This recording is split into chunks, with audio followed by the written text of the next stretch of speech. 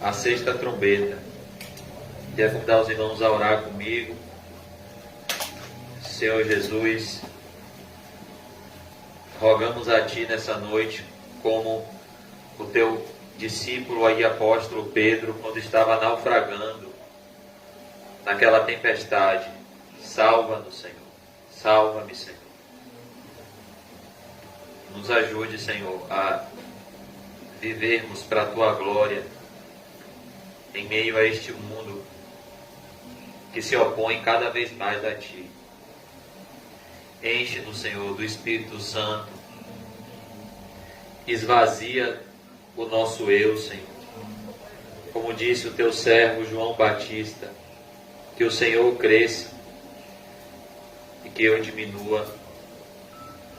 Deus, abençoa os meus irmãos com a Tua graça. Me abençoa com a Tua graça. Nos ajude, Senhor, a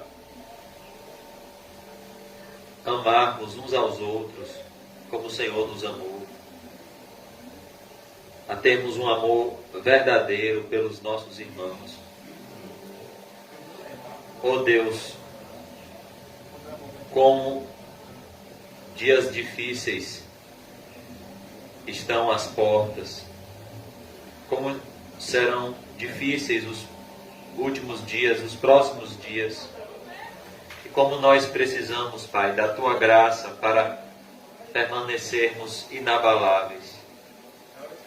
Muitos, Tua palavra diz que muitos apostatarão da fé. O Teu servo Paulo escreve a Timóteo e diz que o Espírito afirma expressamente que nos últimos tempos muitos apostatarão da fé, não poucos, muitos apostatarão da fé, dando ouvido a espíritos enganadores e a doutrinas de demônios. Oh Deus, dai-nos discernimento espiritual para ouvirmos somente a Tua voz. E ao ouvirmos a Tua voz, nos ajude a termos a reação de Samuel. Eis-me aqui, Senhor, fala que o Teu servo ouve. Nos ajude a não fazer como Jonas, ouvir a Tua voz e fazer o contrário. Nos ajude, Senhor, a fazermos como Noé, que divinamente inspirado e instruído, foi obediente ao Teu chamado e ao Teu propósito. Nos livra dos grilhões que nos prendem a este mundo, Senhor. E nos liberta cada vez mais de uma vida que está centrada somente nas coisas dessa terra. E eleva o nosso olhar para as coisas que são do alto. Como a Tua palavra diz, se já ressuscitastes juntamente com Cristo, pensai nas coisas que são do alto, Senhor. Em nome de Jesus, nos ajude, Pai, a pensarmos nas coisas que são do alto. Nos ajude a vivermos nesse mundo como peregrinos, como cidadãos do alto. E a fazermos todas as coisas para a Tua glória. Abre o nosso entendimento, Jesus, e fala conosco. Que Teu Espírito Santo seja o meu guia e seja o guia dos meus irmãos na exposição e na compreensão exata das Tuas santas e sagradas Escrituras. Muito obrigado por tudo, Jesus. Em nome do Pai, do Filho e do Espírito Santo. Amém. E graças a Deus. Amém, irmãos. O título do nosso estudo de hoje é A Sexta Trombeta. Apocalipse 9, verso 13 ao 21. Se os irmãos ficarem com qualquer dúvida, nós estamos aqui para tirá-la. Apocalipse 9, verso 13 ao 21. A sexta trombeta. E como nós já vimos aqui no livro do Apocalipse, que antes de Deus tecer juízo sobre a humanidade, Deus dá um tempo de misericórdia. A misericórdia antecede o juízo. Na quinta trombeta, dos versos 1 ao 12, quando o quinto anjo toca a trombeta, os homens são atormentados por demônios. Deus envia demônios para atormentar os homens. Mas uma vez que o homem não se arrepende, a disciplina de Deus vai aumentando gradativamente. O juízo de Deus, ele é gradativo. Ele é proporcional à dureza do coração do homem. E aqui, amados irmãos, na sexta trombeta, nós vemos o juízo de Deus aumentando, e ao passo que a quinta trombeta traz sofrimento e tormento, mas Deus ordena que os demônios não matem os homens, na sexta trombeta a ordem é dada para matar. A Bíblia diz em Provérbios 29:1, que o homem que muitas vezes repreendido por Deus endurece a sua cerviz, será quebrantado de repente sem que haja cura. Nós ouvimos muito acerca do amor de Deus, mas ouvimos pouco acerca da ira de Deus e da justiça de Deus. Como, por exemplo, quando Deus matou instantaneamente os 2 filhos do sumo sacerdote Arão, sobrinhos de Moisés, Nadab e Abiú, quando trouxeram fogo estranho ao altar do Senhor, lá em Levítico capítulo 10, verso 1, quando Deus matou eles, Deus ainda ordenou ao pai deles, Arão, que não chorasse nem fizesse luto pela morte desses jovens. Por exemplo, os 2 filhos do sumo sacerdote Eli, lá em 1 Samuel 2, Ofni e Finéias, que a Bíblia diz que eles eram filhos de Belial. A palavra do Senhor diz que eles não queriam ouvir os conselhos, as advertências de Eli, e diz lá o texto, porque o Senhor os queria matar.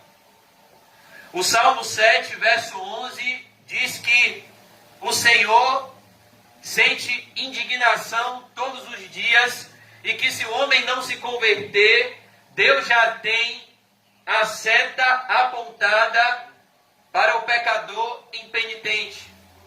João 3,36 diz que aquele que crê no Filho tem a vida eterna, porém, todavia, aquele que se rebela contra o Filho de Deus, aquele que se mantém rebelde aos mandamentos do Filho de Deus, ele não verá a vida, mas sobre ele permanece tempo presente a ira de Deus.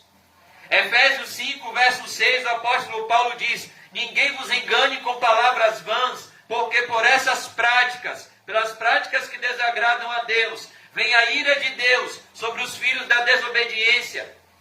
Romanos 1,18, o apóstolo Paulo diz que do céu se manifesta a ira de Deus contra toda a impiedade e perversão dos homens.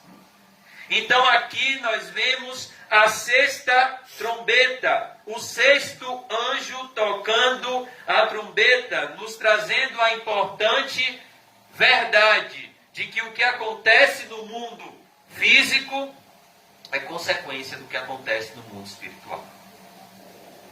O que o homem planta, o homem colhe.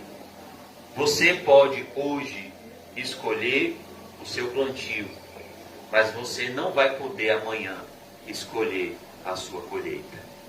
O plantio é opcional, a colheita é inevitável. Quem planta na carne, da carne colherá destruição. Quem planta no espírito, do espírito colherá vida eterna. E aqui nós vemos Deus trazendo juízo ao seu povo. Trazendo juízo à humanidade. Verso 13. Lembrando que o apóstolo Paulo diz em 1 Pedro, ou o apóstolo Pedro diz em 1 Pedro 4,17, a hora de começar o juízo já começou. E o juízo começa pela casa de Deus. Mas aqui nós vemos o juízo de Deus sobre o mundo. Verso 13, Apocalipse 9:13. O sexto anjo tocou a trombeta. Qual é o propósito da trombeta? Emitir som. Então, como já dizia C.S. Lewis, ele foi muito feliz nessa frase, pois essa frase resume o significado das 7 trombetas, dessa seção do livro do Apocalipse. C.S. Lewis disse que o sofrimento é o megafone de Deus para uma geração surda.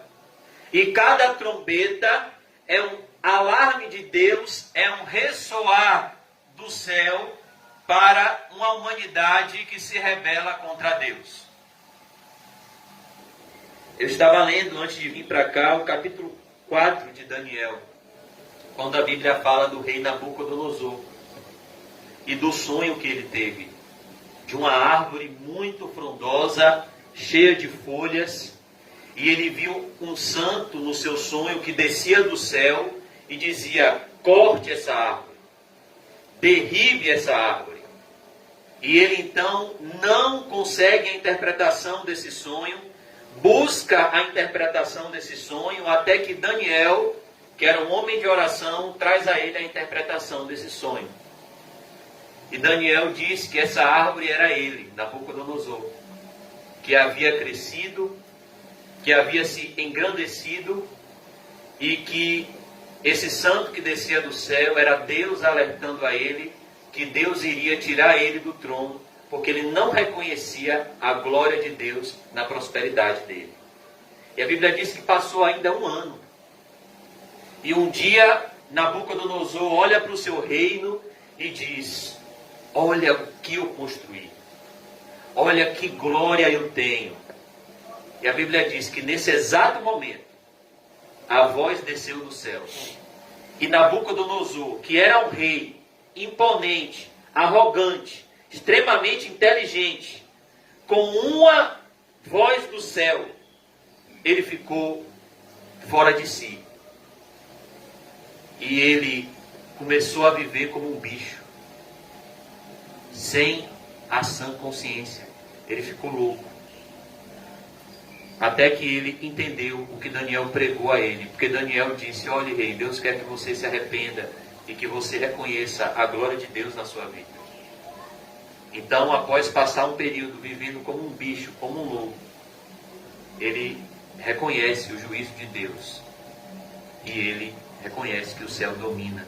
E ele volta à sã consciência, mostrando a onipotência de Deus sobre a vida do ser humano. Como nós somos dependentes de Deus e muitas vezes nem percebemos. O 6º anjo tocou a trombeta. Essa trombeta, ela tem um propósito: chamar o homem ao arrependimento.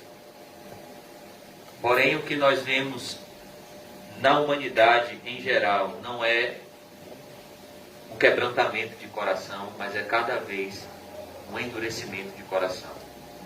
O 6º anjo tocou a trombeta e ouvi uma voz procedente dos 4 ângulos. Então, em primeiro lugar, o que significa esses 4 ângulos? Os pontos cardeais: norte, sul, leste e oeste. No Apocalipse, o número 4 significa a terra. A extensão do alcance dessa trombeta vai ser todo o planeta Terra. Como, por exemplo, o coronavírus. O coronavírus foi enviado como juízo de Deus para toda a Terra. Não existe lugar no mundo que o coronavírus não alcançou. Você vai no interior da Bahia, o interior que meu pai nasceu, que é a 12 horas de relógio daqui, e o Covid chegou lá. Então esse número 4 aqui significa a totalidade da terra: norte, sul, leste e oeste. Uma voz procedente dos 4 ângulos do altar de ouro que se encontra na presença de Deus. O que significa esse altar de ouro que se encontra na presença de Deus? O próprio capítulo 8 de Apocalipse explica o que significa esse altar de ouro quando começa essa sessão aqui das 7 trombetas. Vamos voltar lá em Apocalipse 8, verso 1. Quando o cordeiro abriu o 7º selo, houve silêncio no céu, cerca de meia hora. Então vi os 7 anjos que se acham em pé diante de Deus, e lhes foram dadas 7 trombetas. Verso 3. Veio outro anjo e ficou de pé junto ao altar, com um incensário de ouro, e foi-lhe dado muito incenso para oferecê-lo com as orações de todos os santos sobre o altar de ouro que se acha diante do trono. Voltando para o capítulo 9, o que significa esse altar de ouro que se encontra na presença de Deus, as orações dos santos. A súplica de um justo pode muito em seus efeitos. Quando a Bíblia diz em Romanos 12, 19, amados, não vingueis a vós mesmos, mas deem lugar à ira, diz o Senhor. Quando Romanos diz isso, não significa que você não vai contar o seu sofrimento a Deus. Você vai perdoar, amar os inimigos. Esse deve ser o nosso papel. Mas nós podemos sim contar todo o nosso sofrimento ao nosso Pai. Então, o que nós vemos aqui é que o juízo de Deus sobre os ímpios é uma resposta às orações dos santos. Deus desce juízo sobre os ímpios em resposta ao clamor dos santos. Vamos voltar ao capítulo 6, versículo 9.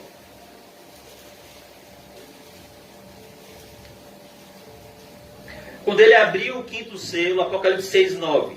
Vi debaixo do altar as almas daqueles que tinham sido mortos por causa da palavra de Deus e por causa do testemunho que sustentavam. Essas pessoas morreram como Estevão. Estevão é um exemplo de uma pessoa que está aqui. Estevão morreu pela palavra de Deus e pelo testemunho que ele sustentava. Ele era cheio de graça e de poder e cheio do Espírito Santo. Verso 10, clamaram em grande voz, dizendo, até quando, ó soberano Senhor, santo e verdadeiro, não julgas nem vingas o nosso sangue dos que habitam sobre a terra? Verso 11, então a cada um deles foi dada uma vestidura branca e lhes disseram que repousassem ainda por pouco tempo, até que também se completasse o número dos seus conservos e seus irmãos. Será que nós estamos aqui? Que iam ser mortos como igualmente eles foram.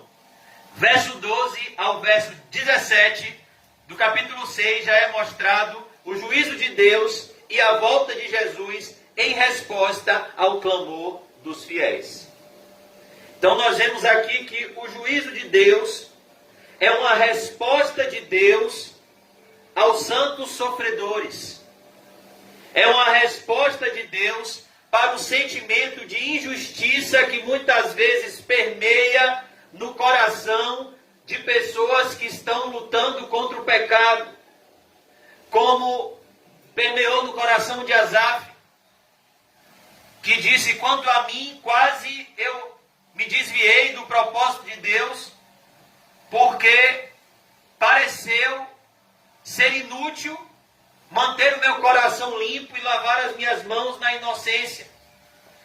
Porque ele olhou para a vida dele e viu intensas dificuldades. E ele olhou para a vida do ímpio e viu uma vida de intensa prosperidade. E como ele ainda não tinha, como nós temos, a pregação de Jesus sobre o rico e o Lázaro, ele escreve um salmo mostrando o seu sentimento de injustiça da vida que ele vivia e da vida que os ímpios viviam perto dele. Mas qual foi o remédio de Asaf? É o mesmo remédio meu e seu. Não abandonemos a congregação como é costume de alguns. Antes, quanto mais nós vemos que o dia se aproxima, estejamos juntos. A Bíblia diz no Salmo 73, 17, que quando ele entrou no santuário de Deus, Deus mostrou a Asaf e abriu o entendimento dele para o fim dos ímpios. E ele disse, certamente, Deus os põe em lugares escorregadios. Subitamente, como um sonho, eles desaparecem e acordam no inferno. Então nós vemos aqui que o mundo é injusto. Aqueles que prosperam, aqueles que são bem-sucedidos, aqueles que são referenciais para a nossa sociedade, são aqueles que vivem as vidas mais perversas em oculto. E aqueles que são mais desprezados, aqueles que são mais humilhados, aqueles que desfrutam de maior pobreza, são aqueles que vão passar a eternidade no céu com Jesus. Então nós vemos aqui, ao olhar para o livro do Apocalipse, que esse sentimento de justiça, ele vai prevalecer um dia, quando Deus chamar os homens à prestação de contas. O juízo final é o terror dos ímpios e a ardente expectação dos santos. Ao passo que os santos aguardam com grande anseio o juízo final, os ímpios fogem desesperadamente da ideia de um juízo. Porque, ao passo que o tempo passa, o sujo se suja mais ainda. E o santo se santifica mais ainda. O verdadeiramente santo. Por isso que a Bíblia termina com o clamor da igreja: Maranata, ora vem, Senhor Jesus. E aqui nós vemos o verso 13 ainda, dos 4 ângulos do altar de ouro que se encontra na presença de Deus. O que significa o ouro? A pedra mais valiosa, uma pedra de grande valor.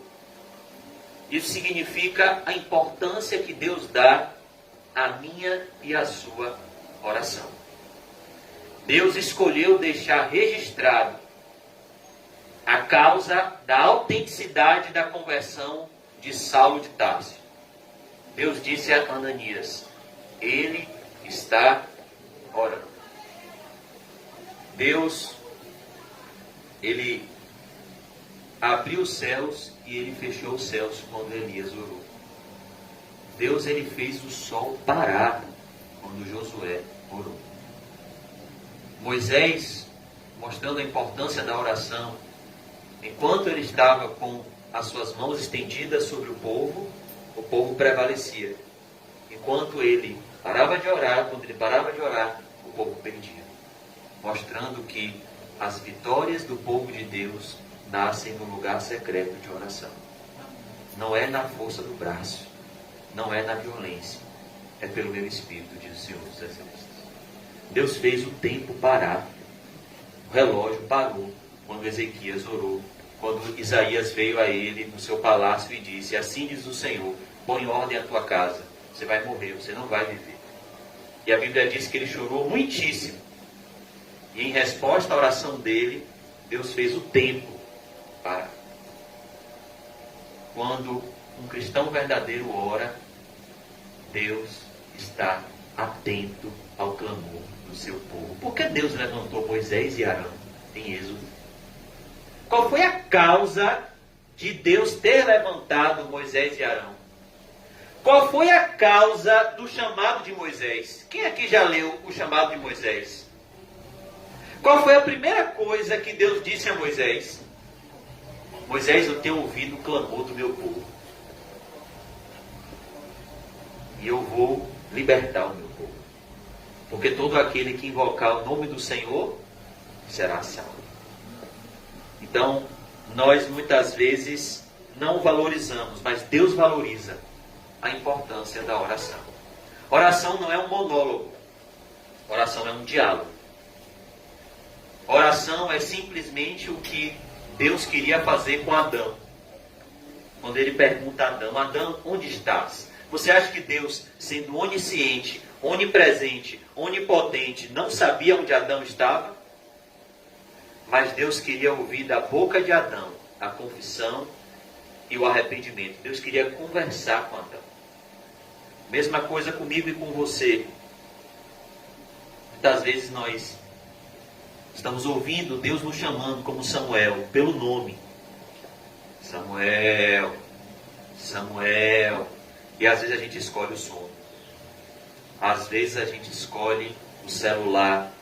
Às vezes a gente escolhe o Facebook. Às vezes a gente escolhe o WhatsApp. Às vezes a gente escolhe um afazer.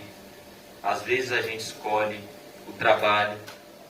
E a gente se esquece da preciosidade da presença de Deus, quando na verdade deveríamos aprender com Maria, que Jesus disse, ela escolheu a boa parte, que não lhe será tirada. Marta, Marta, você está ansiosa e preocupada com muitas coisas. Na minha casa mesmo tem uma Marta, minha mãe. Juninho, não sei o que vai morrer, seu irmão vai morrer, vai acontecer isso. Uma coisa só é necessária.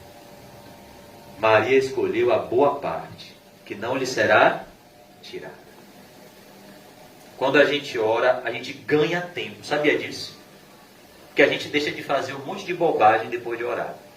E começa a fazer um monte de coisa boa depois de orar. Por isso que Jambanya disse, eu posso fazer muitas coisas depois de orar, mas nada sem antes ter orado. A oração nos dá um espírito de vigilância, a oração nos dá temor, a oração nos dá comunhão com Deus, a oração nos dá arrependimento, a oração aumenta a nossa fé, a oração transforma o nosso caráter, a oração nos dá paz em meio às angústias da vida, a oração nos dá tranquilidade em relação ao nosso sustento diário da nossa família. A oração é uma grande bênção, que muitas vezes é desprezada por nós. A oração nos ensina que se o Senhor não edificar a casa, em vão vigia a sentinela. A oração nos ensina que de nada adianta correr, se Deus não for a nossa prioridade, nós vamos correr atrás do vento e mais, vamos sofrer a dura disciplina de Deus, de trabalhar, trabalhar, trabalhar e receber o salário no saquetel furado. A oração, ela é um presente de Deus. Jacó deixou de ser enganador e virou um patriarca, virou um homem de respeito, um homem de Deus. Recebeu de Deus um novo nome, que até hoje é o nome de um país, Israel, quando ele batalhou com Deus em oração. E a Bíblia diz que nós não sabemos orar como convém, mas o Espírito intercede por nós com gemidos inexprimíveis. Só o Espírito Santo pode fazer esse tipo de oração. Nos fazer orar pelo juízo. Nos fazer orar pela volta de Jesus. Porque se orarmos por nós mesmos, a nossa oração vai estar centrada em nós mesmos. Nas nossas necessidades. Nos nossos problemas. Mas a verdadeira oração apresenta também os nossos problemas, apresenta também as nossas necessidades, mas a verdadeira oração também se adequa à vontade de Deus. Foi o que Jesus ensinou no Pai Nosso. Seja feita a tua vontade, assim na terra como no céu. O Pai Nosso começa todo centrado na glória de Deus. E quando você glorifica a Deus, Deus se ocupa com você, pois Ele nos ensina a orarmos pelo pão nosso de cada dia. Mas na oração modelo, Jesus nos ensina como orar.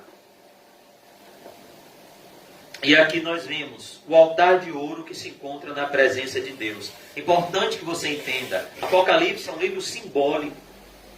Esse ouro aqui significa o valor da oração.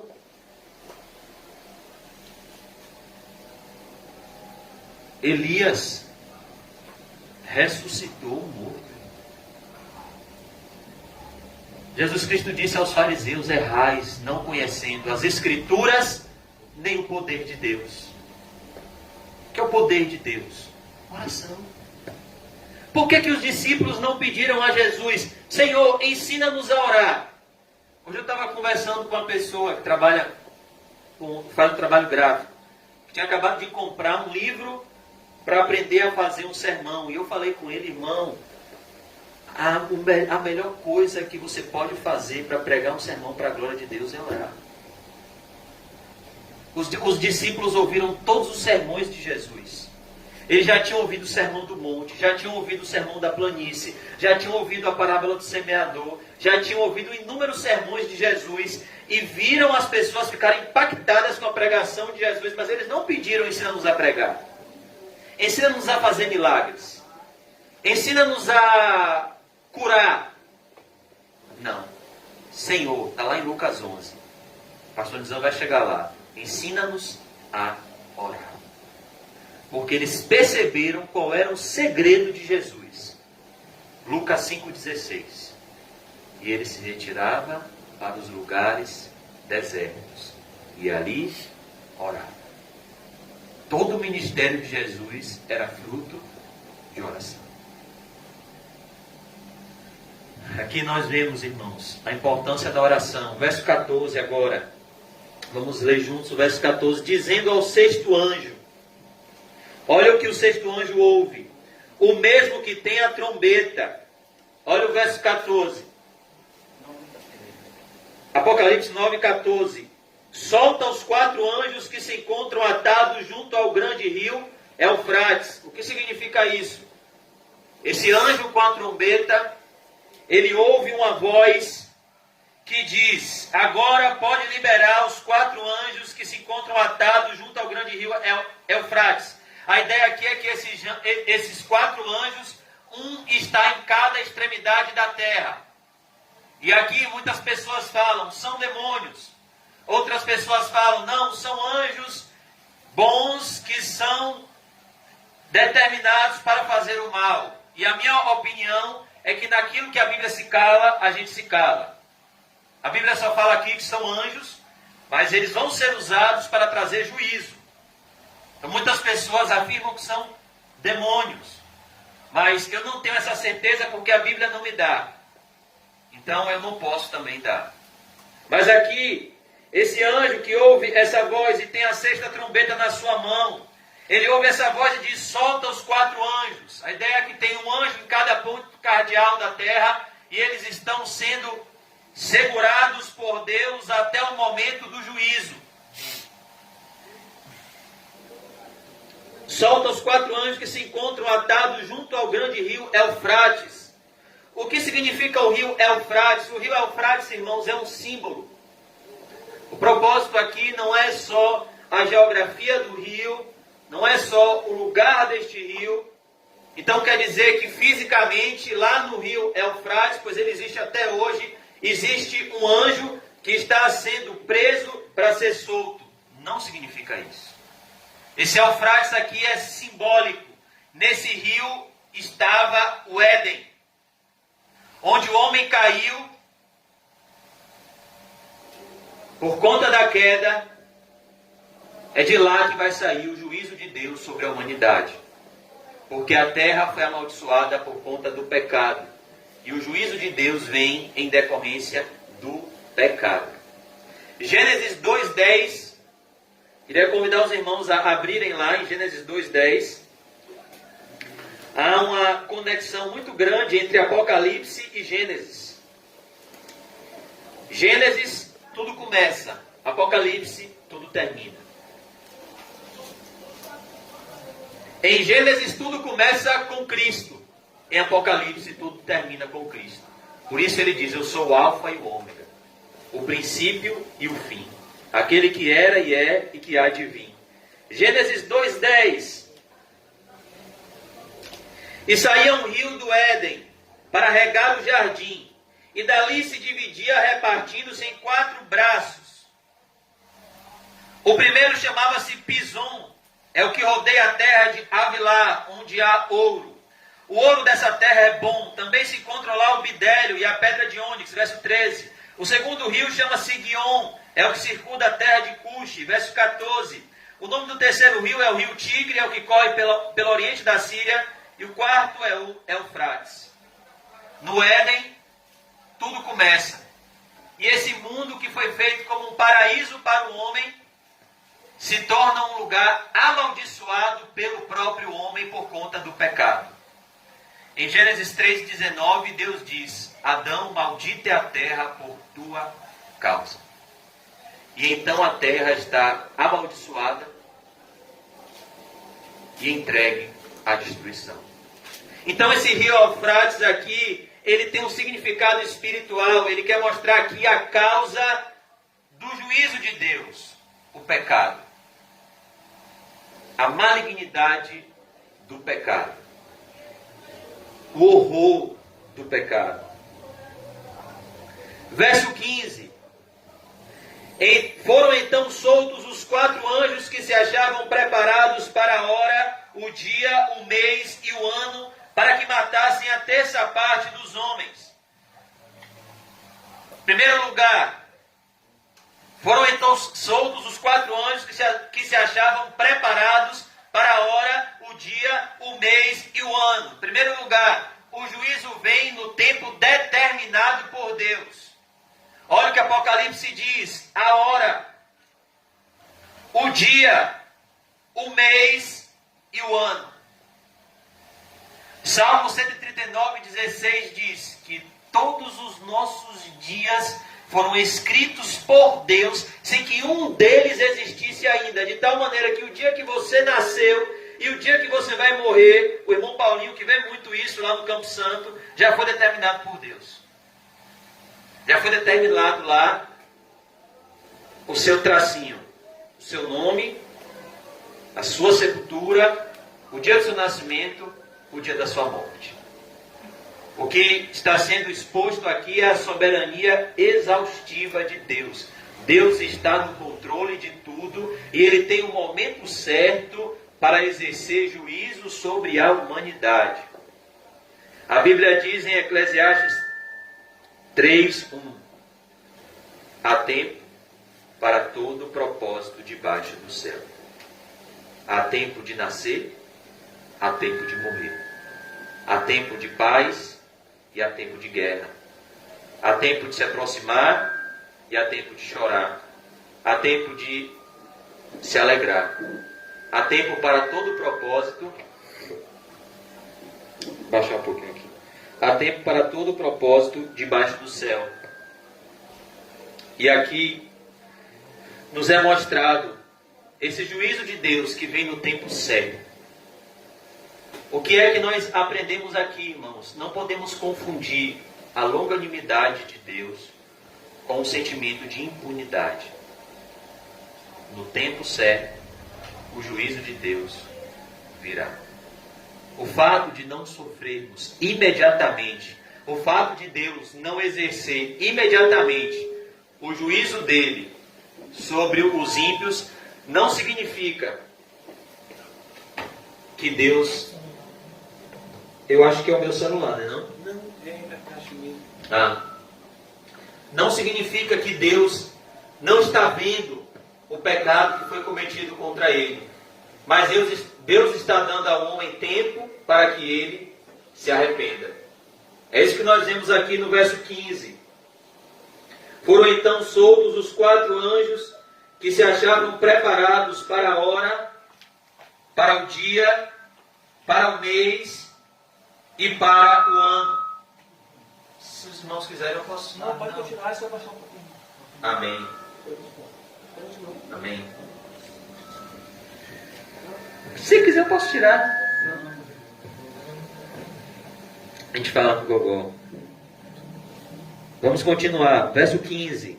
Foram então soltos os 4 anjos que se achavam preparados para a hora, o dia, o mês e o ano.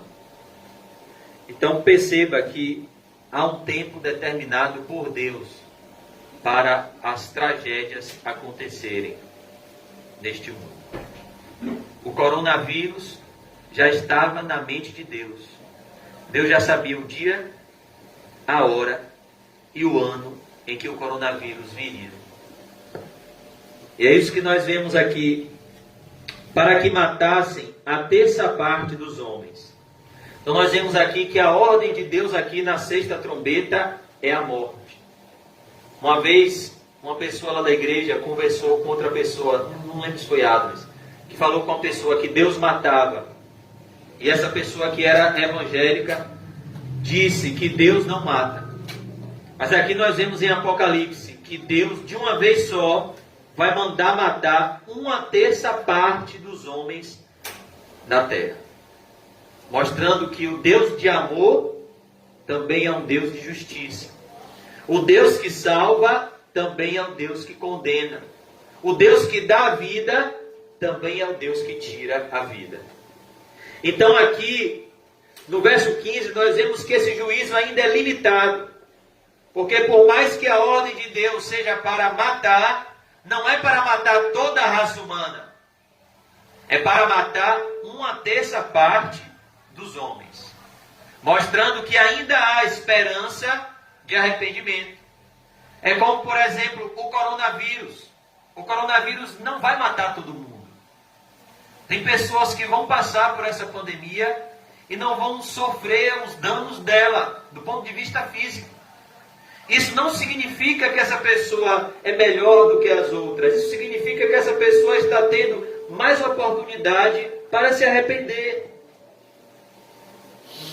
Verso 16. O número dos exércitos da cavalaria era de 20.000, vezes 10 milhares. Eu ouvi o seu número, assim, nesta visão, verso 17. Contemplei que os cavalos e os seus cavaleiros tinham couraças, cor de fogo, de jacinto e de enxofre. A cabeça dos cavalos era como cabeça de leão, e de sua boca saía fogo, fumaça e enxofre. O que é que nós vemos no verso 16? Os agentes do juízo de Deus são a multidão incontável. Como Eliseu orou e pediu. Eu vou tirar para ficar melhor. É até melhor que fique mais livre. Como Eliseu orou. Se eu estiver falando baixo, os irmãos falam. Como Eliseu orou quando ele estava cercado em Samaria. Senhor, abre os olhos espirituais deste moço. E então Geazi teve os seus olhos espirituais abertos e ele ficou espantado com o mundo espiritual. Ele viu um exército numeroso de anjos. E ele disse, maior são os que estão conosco do que os que estão com ele.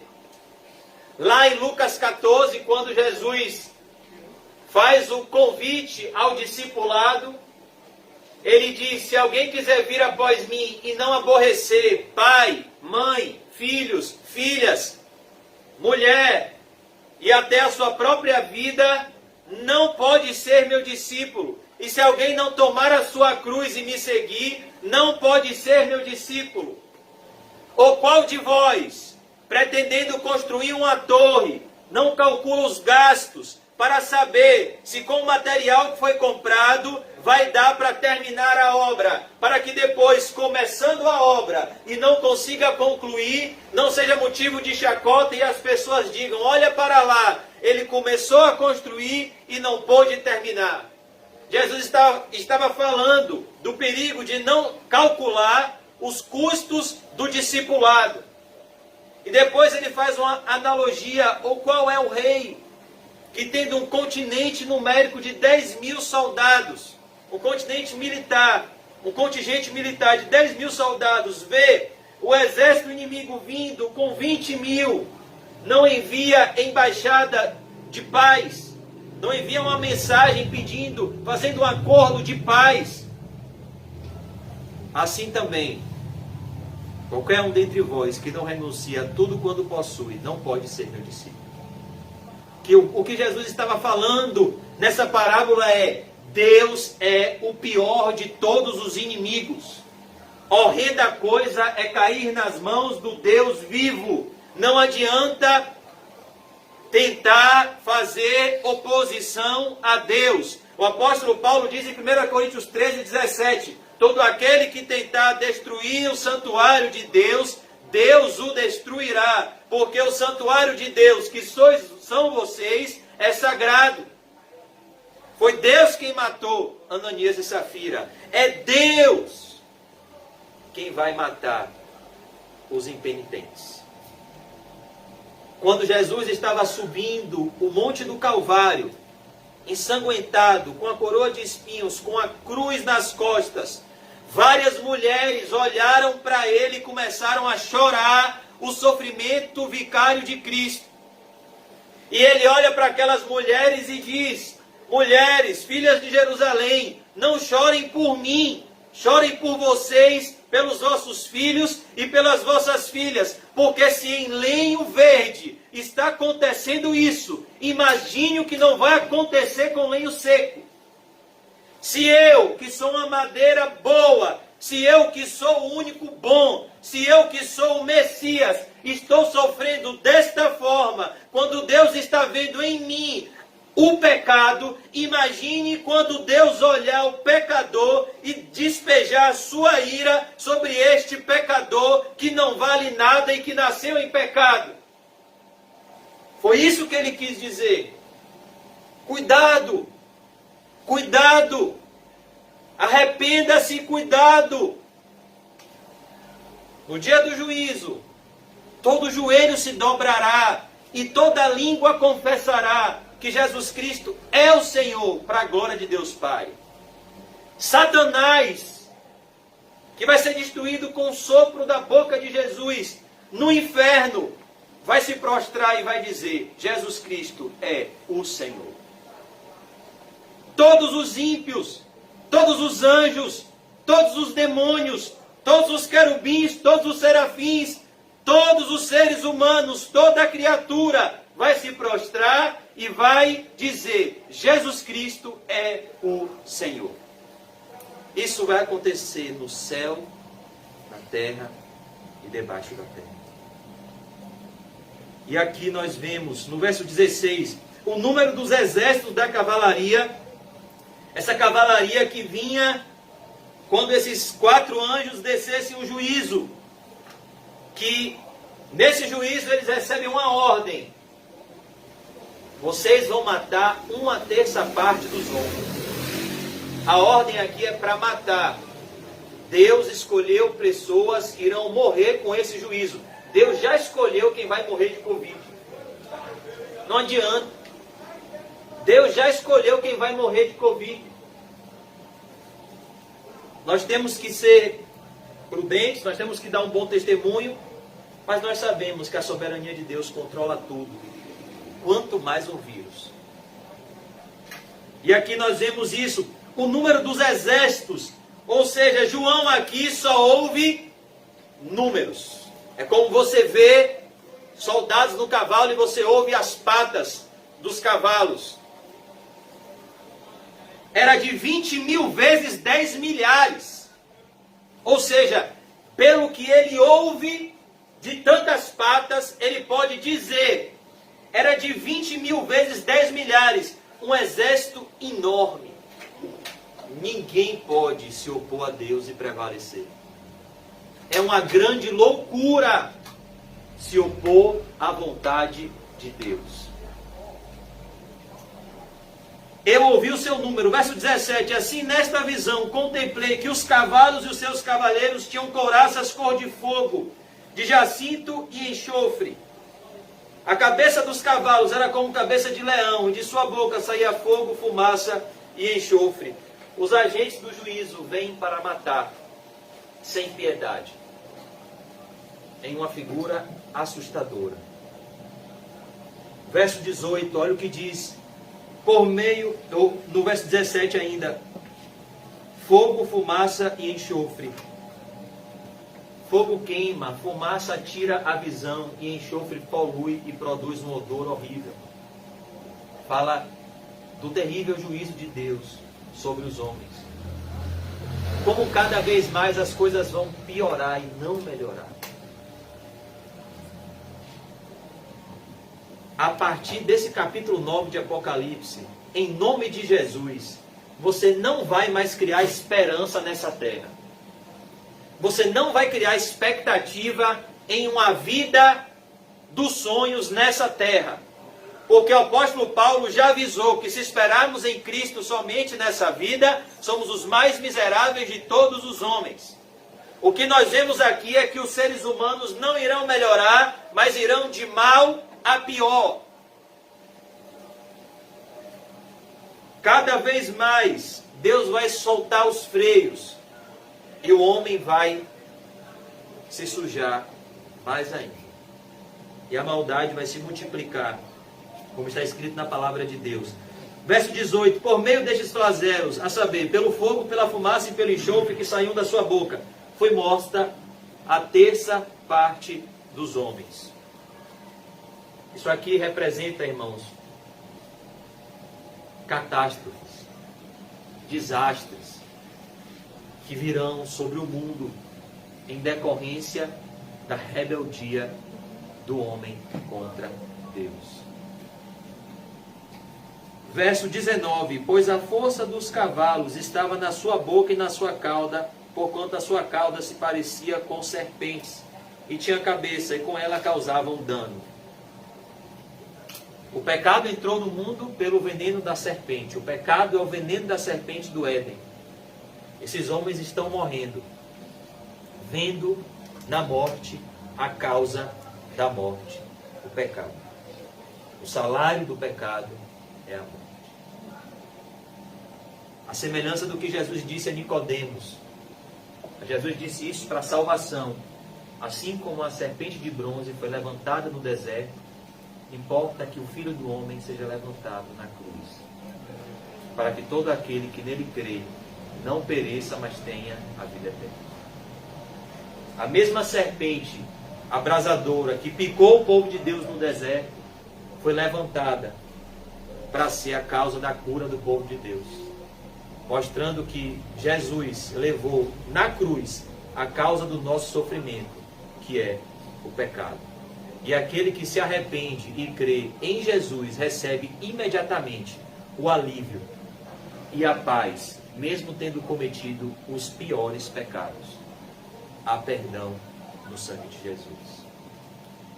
Ainda que os nossos pecados sejam vermelhos como escarlate, ainda que os nossos pecados estejam borbulhando no cálice da ira de Deus, se confessarmos e deixarmos na cruz de Cristo, Deus nos faz mais alvos do que a neve e limpa a nossa vida e lança os nossos pecados no mar do esquecimento, porque eles são colocados na conta de Jesus. Mas aqui nós vemos o verso 20, que é o mais triste. O sermão de hoje acaba com tristeza, porque o capítulo 9 acaba com tristeza. Foi o que Jesus disse em João 16:33. No mundo tereis, mas tenham bom ânimo, eu venci o mundo. A tristeza é que, mesmo diante dos mais severos e assustadores juízos de Deus, o coração do homem não muda sem a intervenção do Espírito Santo de Deus. Ao ver um sofrimento desse, o que é que você pensa? Rapaz, essas pessoas que ficaram vivas vão se converter e vai ter um grande avivamento. Não. As pessoas, diante desse intenso sofrimento, vão se endurecer ainda mais. E vão pecar ainda mais contra o Deus do céu. Olha o verso 20. Os outros homens, ou seja, esses homens aqui foram alvos de privilégio. Eles viram pessoas morrendo ao lado deles com essa tragédia e eles tiveram a oportunidade de se arrepender ao ver esse juízo. É como Jesus disse em Lucas 13, versos 1 ao 3. Vocês pensam que esses pecadores que morreram na tragédia da Torre de Siloé, que desabou, e das pessoas que Pilatos matou covardemente, vocês pensam que essas pessoas eram piores do que vocês? Não. Antes eu afirmo a vocês, se vocês não se arrependerem, todos de igual modo perecereis. O que Jesus estava dizendo é, o fato de vocês não terem sido alvos da tragédia, não significa que vocês são privilegiados por Deus, significa que vocês estão sendo mais cobrados do arrependimento de vocês diante de tamanhos livramentos da parte de Deus. Então aqui no verso 20, os outros homens, aqueles que não foram mortos por esses flagelos, como eles deveriam estar, como aquele leproso de Lucas 17, que voltou e agradeceu. Rapaz, por que fulano morreu de Covid e eu não morri? Nós deveríamos estar agradecidos a Deus, entendendo que a nossa vida é um dom de Deus. E Deus está nos dando mais tempo para que a gente viva para a glória dele. Os outros homens, aqueles que não foram mortos por esses flagelos. Olha que tristeza. Foi por isso que Jesus chorou. Jesus não chorou só por causa de Lázaro. Jesus chorou por causa da incredulidade do homem, que leva o homem à sepultura. Jesus chorou por causa da falta de arrependimento, por causa da dureza do coração do homem.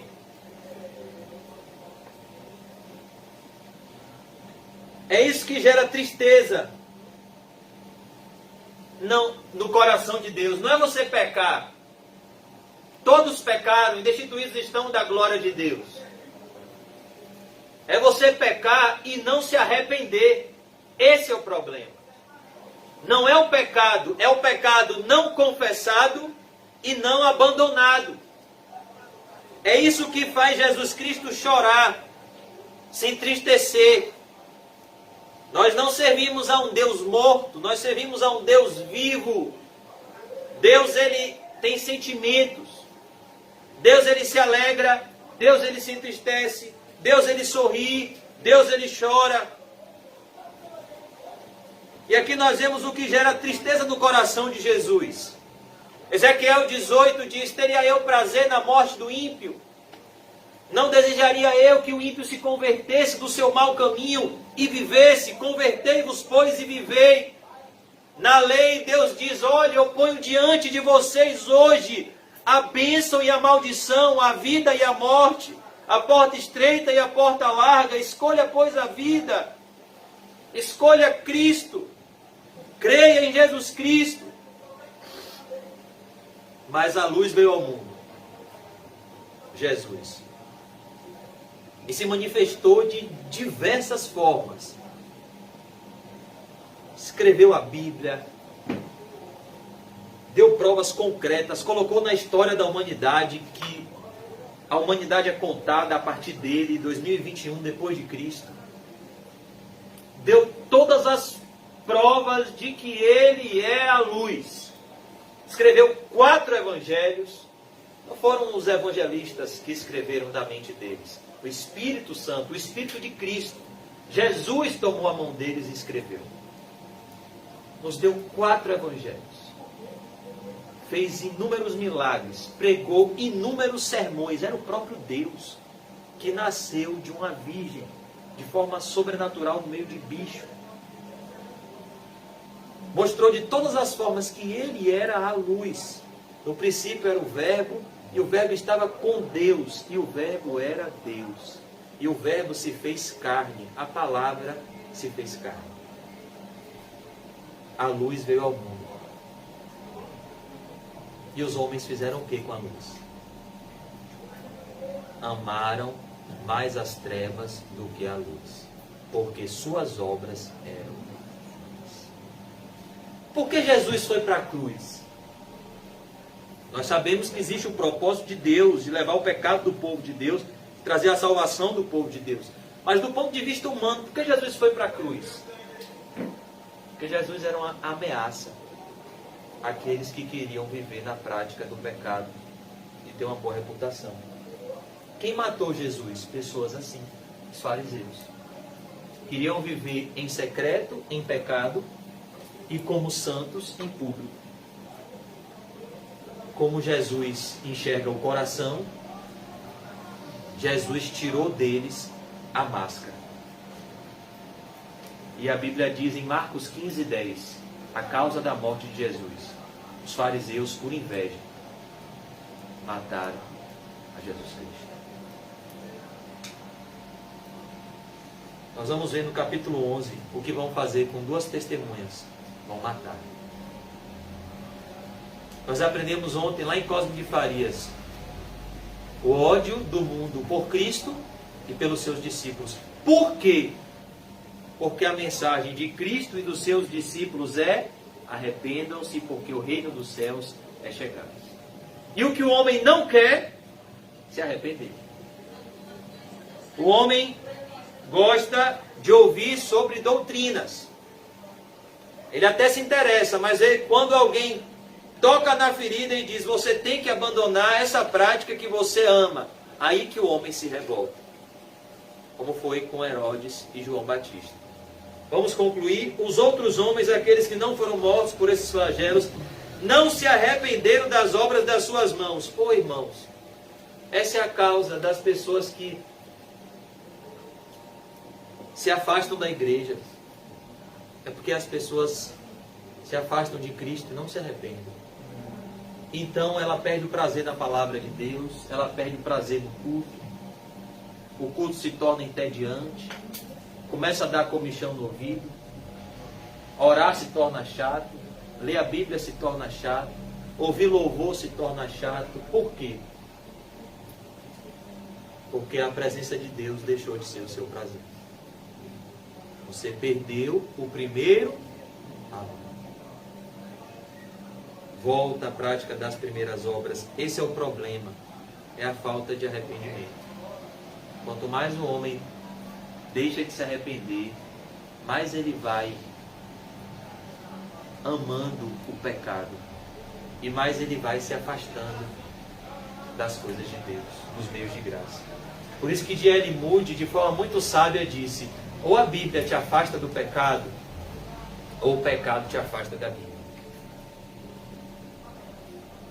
O abandono da leitura regular da Bíblia é um sintoma de morte espiritual. O abandono das reuniões públicas é um sintoma de morte espiritual. O abandono do lugar secreto de oração é um sintoma de morte espiritual. Nós devemos orar para que o Espírito Santo nos dê um arrependimento tão rápido quando a gente pecar, que a gente não tenha nem tempo para inventar uma desculpa, nem para culpar ninguém. Porque Jeremias disse: de que se queixa, pois, o homem? Queixe-se cada um dos seus próprios pecados. Que o Espírito Santo nos dê esse arrependimento. Que a gente não tenha nem tempo de procurar culpados para os nossos problemas. Mas que a gente olhe para Deus e diga: ó Deus, sê propício a mim que sou um pecador. Esse desceu para casa justificado. Mas o problema é isso daqui. Jeremias prega no templo, no capítulo 8, e ele diz: meu Deus, os pássaros conhecem o dia do seu fim, mas o meu povo não conhece o juízo do Senhor. O meu povo não me entende. Não há quem se arrependa da sua maldade. Jeremias 8,4. Não há quem se arrependa da sua maldade e diga: que fiz eu? É o clamor de Deus, é o clamor de Jeremias sendo boca de Deus na porta do templo. Não há nem quem reconheça a maldade que fez. Não há nem quem repense na perversidade que fez. É por isso que Jesus vai dizer: apartai-vos de mim, eu nunca vos conheci, vocês que praticam a perversidade. Não se arrependeram das obras das suas mãos. Ó, é com a mão que você faz o bem ou o mal. Se a tua mão te faz pecar, corta. Se o teu olho te faz pecar, arranca. Se arrependa. Nossa mão foi feita para glorificar Deus, como a mão de Noé, para trabalhar para a glória de Deus. Nossa mão foi feita para estudar a Bíblia, para abençoar, para fazer o bem. Aquele que furtava, não furte mais. Antes trabalhe com as próprias mãos. Para quê? Para comprar uma casa própria? Para comprar um carro próprio? Não. Para que tenha como acudir ao necessitado. Essa deve ser sempre a prioridade do cristão. Deixando de adorar os demônios, ou seja, os homens não querem deixar de adorar os demônios. Como é que se adora aos demônios? Vivendo para si. O demônio não quer que você adore a ele. O demônio quer que você viva para você. Você já está adorando a ele. vivendo para você. E os ídolos de ouro, de prata, de cobre, de pedra e de pau, que nem podem ver, nem ouvir, nem andar. Por que o homem cria um ídolo no seu coração? Porque o homem não quer amar a Deus de todo o coração. Os ídolos são frutos do coração enganoso do homem que rejeita a Deus. Mas todo ídolo é um Deus morto. Quem se lembra do confronto entre Elias e os profetas de Baal no Monte Carmelo? É o que diz aqui Apocalipse. Nem podem ver, nem ouvir, nem andar. Salmo 115 diz, eles têm olhos, mas não veem. Eles têm boca, mas não falam. Eles têm ouvidos, mas não ouvem. Os falsos deuses. Quando os profetas de Baal clamaram por Baal, houve resposta? Não houve. Porque somente o Deus verdadeiro, o Deus de Israel, o Deus criador dos céus e da terra, é que responde verdadeiramente a oração do seu povo. Verso 21. Nem ouvir, nem andar. Nosso Deus caminha conosco, se nós caminhamos com Ele. Quem já leu Gênesis 5, 24, Enoque andou com Deus. Sabe o que significa isso? Que Deus caminhava junto com Enoque de mãos dadas. Enoque não caminhou com Deus de longe, ele caminhou com Deus de perto. Ele sentia Deus. Verso 21. Nem ainda se arrependeram dos seus assassinos. Esse rapaz que foi assassinado agora, Lázaro, tinha arrependimento no coração dele? Não. Nenhum pingo de arrependimento. Ele fez uma carta e ele disse que ele estava cheio de munição. Ele pede munição mais numa carta e disse que se a polícia viesse, ele ia matar. Ele ia trocar tiro. Isso é um pingo de arrependimento. O que é isso? O retrato do fim dos tempos. Nem se arrependeram dos seus assassinos. Você chega para uma pessoa que matou. E aí, meu irmão, se arrependeu? Não. Se mexer comigo, eu mato de novo. Tem pessoas que são assassinos de aluguel. Sabe o que é isso? Pessoa que nunca conheceu você, não quer saber. Mas se outra pessoa chegar e pagar 3, 4, 5 mil, essa pessoa recebe, toma um café, faz um lanche, nem conhece você, mas chega e lhe mata. Provavelmente era isso que esse Lázaro era. Como é que ele estava com R$4.400 em espécie na mão, no meio do mato? Você chega para uma pessoa dessa, mesmo, você se arrepende, a Bíblia diz, não matarás. Se arrepende de tirar da vida do seu próximo? Não. Não me arrependo, não. Inclusive, se me pagarem de novo, eu mato outro. É assustador. A realidade do fim dos tempos. Por você multiplicar a maldade, o amor de muitos se esfriaria. Não se arrependeram dos seus assassínios, nem das suas feitiçarias. O que é feitiçaria? Uma falsa adoração a Deus. Você chega para uma pessoa do falso evangelho, você chega para uma pessoa pentecostal, que acredita em óleo ungido, uma pessoa que acredita nessas línguas estranhas, uma pessoa que acredita nesse determinismo, que ela ora e Deus tem que fazer a vontade dela. Você chega para essa pessoa e diz, meu irmão, se arrependa. Essa forma de culto que tem aí nessa igreja é uma feitiçaria. Não existe esse negócio de óleo ungido, não. Não existe essa língua que ninguém entende. Não existe essa falta de ordem e decência de todo mundo rodar, pular, gritar no meio do culto, porque a Bíblia diz que o culto a Deus é racional. No culto a Deus tem que ter ordem, tem que ter decência. Essa pessoa diz, não, Deus, não me arrependo do meu culto. Eu vou continuar indo para a minha igreja, indo para meu culto de libertação, eu vou continuar indo para essas reuniões. Essas pessoas são feiticeiros, mas eles não se arrependem, porque eles não adoram ao Deus de Israel. A maioria dos cultos evangélicos hoje são cultos de feitiçaria, onde as pessoas adoram a um falso Deus, a um ídolo, mas elas não se arrependem. Se você apresentar a verdade para essa pessoa, o irmão Fábio estava falando comigo, Fábio de Vista Alegre, estava falando comigo que ele está evangelizando algumas pessoas do trabalho dele, e as que mais se opõem quando você apresenta a verdade das Escrituras são as pessoas que se dizem evangélicas. São as que mais se afastam. Porque elas já receberam o ensino errado. E chamam a verdade de mentira e a mentira de verdade. Então, qual é o retrato aqui de Apocalipse? Intenso sofrimento, morte, zero arrependimento. Nem das suas feitiçarias, nem da sua prostituição. Os homens não se arrependem do pecado de imoralidade sexual. Os homens não se arrependem do pecado de prostituição espiritual. Abandonar ao Senhor com o mundo é um pecado de prostituição, é um adultério. Tiago fala dessa forma. Não sabeis vós que a amizade do mundo é inimizade contra Deus?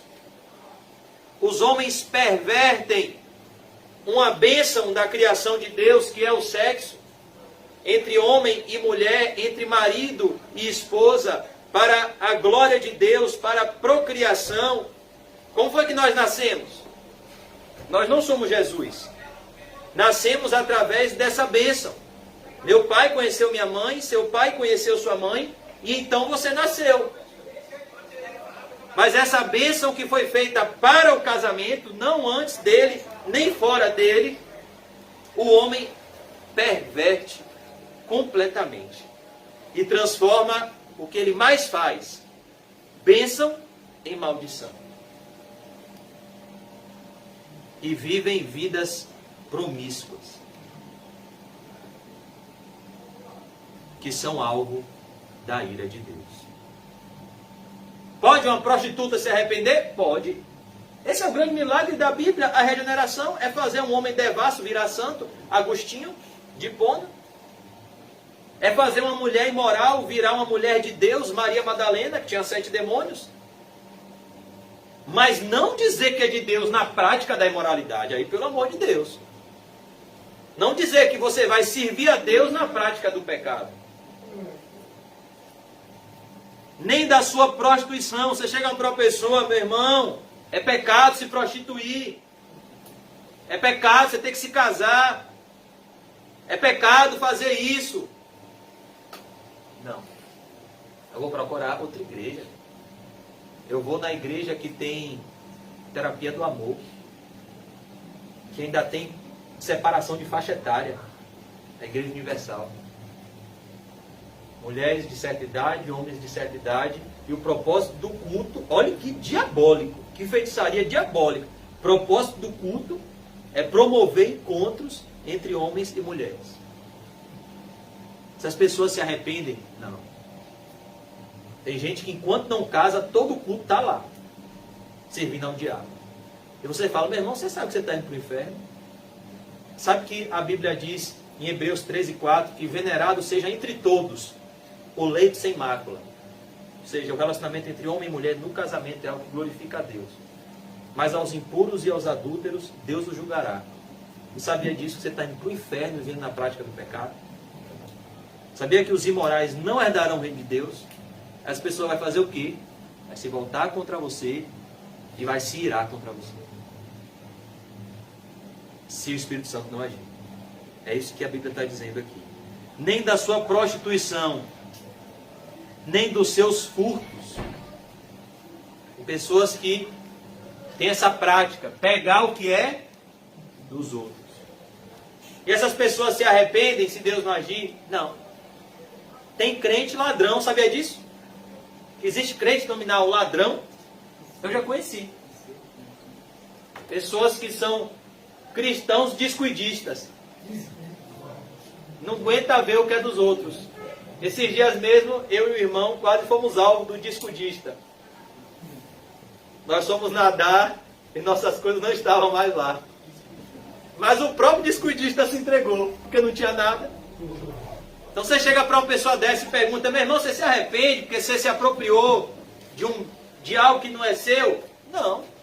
Só não levei, você só não foi para casa sem camisa e sem tênis porque não tinha lá um celular. Senão eu ia levar tudo. Então, Apocalipse está mostrando aqui esses exemplos para mostrar qual é a causa da condenação dos homens e do juízo de Deus sobre os homens. A falta de arrependimento. Por que Deus manda um intenso sofrimento? Para que o homem se arrependa. Mas por mais que o homem sofra, ele não entende o propósito do sofrimento. Inclusive pessoas do povo de Deus. O povo de Deus passou 40 anos andando em círculos. Uma passagem que era para fazer em 40 dias, para que aprendesse uma só lição: que nem só de pão viverá o homem, mas de toda a palavra que procede da boca de Deus. Deus tem uma satisfação inimaginável para os seus filhos, para aqueles que o obedecem. É muito melhor o prazer de obedecer a Deus do que o falso prazer momentâneo do pecado. Mas como disse um puritano do passado chamado Thomas Watson, quão tolos são os homens que preferem uma gota de prazer para beberem o mar da ira de Deus. A vida com Deus é prazerosa não só no céu. A vida com Deus é prazerosa na terra e também no céu. Que Deus nos conceda, irmãos, arrependimento, porque dias piores virão. Esse capítulo 9 de Apocalipse vai se cumprir. Muitas pessoas irão morrer. Já estão morrendo. Os demônios cada vez mais terão liberdade para agir. E se nós não estivermos preparados, nós iremos sucumbir. Por isso, nós devemos agradecer a Deus por um dom precioso, que é o arrependimento. O arrependimento é um dom preciosíssimo da parte de Deus. E devemos estar preparados, porque lidar com o ser humano cada vez mais vai se tornar difícil. Por que você acha que tem muita gente querendo lidar com o bicho? Por que você acha que um dos ramos que mais tem crescido no mundo é o ramo pet? São os pet centers. Porque é menos trabalhoso lidar com bicho do que lidar com gente. Principalmente nos tempos do fim. O apóstolo Paulo diz: os últimos dias serão dias trabalhosos, difíceis. Os homens serão egoístas, amantes de si mesmos, jactanciosos, enfatuados, mais amigos dos prazeres do que amigos de Deus, infiéis nos contratos, desleais, avarentos, tendo aparência de piedade, mas negando a sua eficácia. Desses, afasta-te. É o retrato do ser humano no tempo do fim. Jesus disse: eu envio você como ovelhas no meio de lobos. Sejam prudentes como as serpentes e simples como as pombas. Então, para que você se prepare a lidar com o ser humano, pegue o primeiro amor. E guarde o primeiro amor numa caixa preciosíssima. Porque sobre tudo que se deve guardar, guarda o teu coração. Dele procede as entradas e as saídas da vida. Olha, irmão, eu vou lhe pedir um favor nessa noite. Em nome de Jesus, perdoe. Perdoe. Não guarde mágoa de ninguém, não. Nem de mim, porque passei do horário. Perdoe. Se você, irmão, guardar mágoa, eu te garanto que você vai andar com chumbo grosso nas suas costas. No momento que você perdoar, o alívio vai chegar. Porque os limpos de coração verão a Deus. Aprenda isso.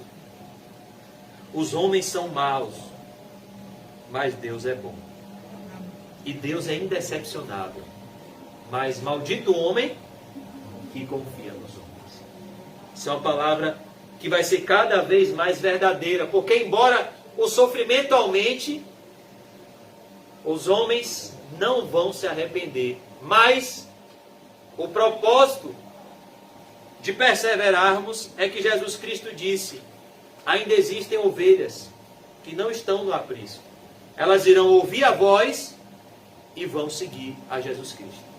É que ainda existem eleitos que irão ouvir a voz de Deus e obedecer. E qual é o nosso papel? Ide por todo mundo, pregai o Evangelho. O Evangelho não é uma doutrina, o Evangelho é um fato.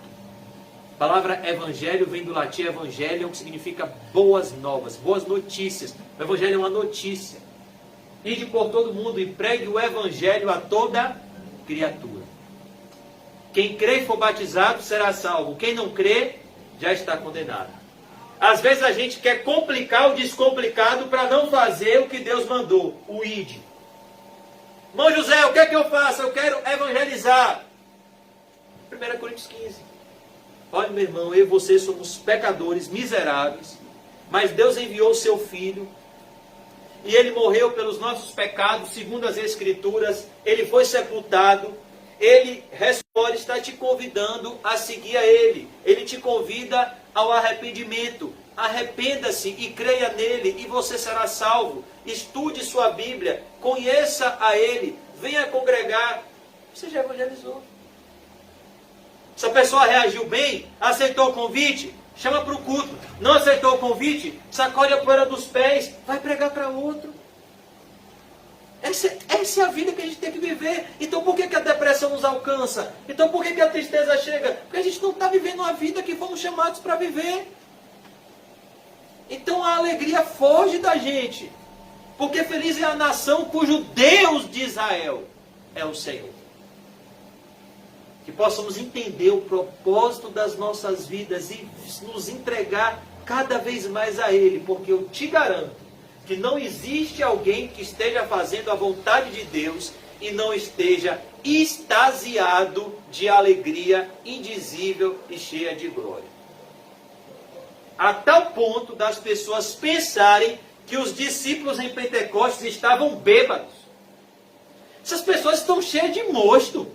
Que negócio é esse? Toda hora que, nessa alegria toda, pulando, saltitando, falando desse Jesus aí, o que está acontecendo? Eles não estão bêbados, Pedro responde. Com porta-voz, eles estão cheios do Espírito Santo de Deus. Porque o reino de Deus não é comida e nem bebida, é justiça, paz e alegria do Espírito Santo.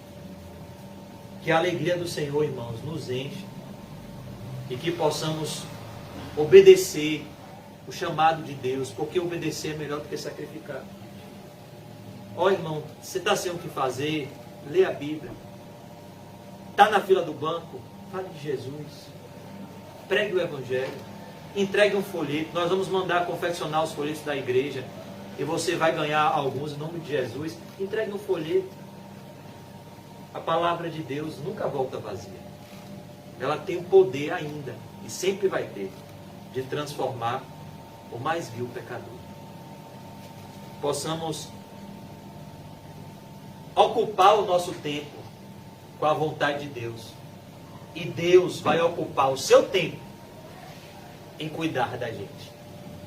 Isaías 64:4 diz que Deus trabalha para aquele que nele espera. Vamos orar. Senhor Deus, muito obrigado, Senhor, pelos teus avisos, pelos teus alertas.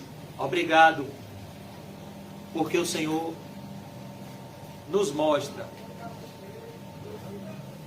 todas as tuas faces na Bíblia, inclusive a tua face irada com a falta de arrependimento do homem. Ó Deus, que isso não aconteça conosco, que a hipocrisia não nos alcance, Senhor, e que o Senhor possa nos dar um profundo arrependimento do pecado. Que o Senhor possa nos dar vigilância para saber com quem estamos lidando. Homens mortos em delitos e pecados. para que possamos diligentemente entender contra quem estamos lutando, contra principados e potestades, hostes espirituais do mal nas regiões celestiais. Senhor. Nos ajude, Senhor, a combater o bom combate da fé